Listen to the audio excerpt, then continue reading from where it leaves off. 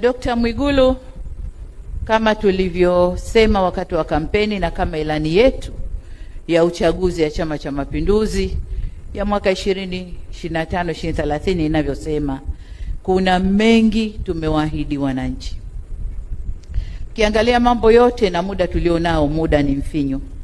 Hivyo hatuna budi kuongeza kasi katika utendaji wetu. Wewe utakwenda kulisimamia baraza la mawaziri ambao nao wanaongoza sekta tofauti tofauti. Ni wajibu wako kuhakikisha kasi ya utekelezaji wa yale tuliyopanga inaongezwa ili tuweze kuyatimiza ndani ya muda mfupi. Lakini utekelezaji wa kazi zote hizo zinahitaji fedha, na wewe umetoka kwenye sekta ya fedha. Kwa muda wa miaka 5 umejua vichochoro vyote tulivyokuwa tukipita kutafuta fedha. Kwa hiyo utamsimamia atakayekaa kwenye nafasi yako ili naye aweze kupita kule tulikopita, fedha ipatikane na kazi ifanyike.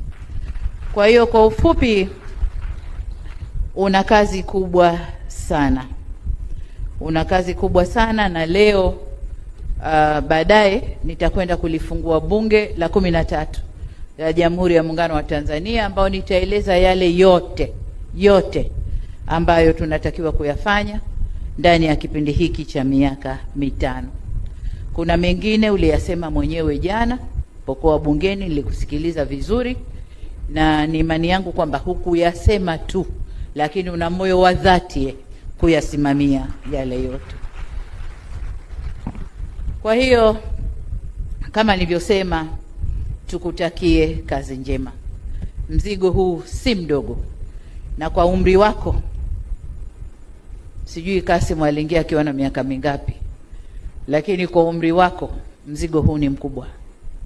Kwa umri wako vishawishi ni vingi vya marafiki, ndugu, jamaa na wengine, vishawishi ni vingi. Nafasi yako ile haina rafiki, haina ndugu, haina jamaa. Ni nafasi ya kulitumikia taifa hili. Kwa hiyo nikutakie kila la heri katika utumishi wako, na mengine tutaelezana kwenye vikao vyetu vya ndani pamoja na baraza la mawaziri. Nikutakie kila la heri, na walioko hapa wote wamekuja kukushuhudia tukikubebesha mzigo huo, na umetuthibitishia jana kwamba unauweza na utakwenda kufanya kazi.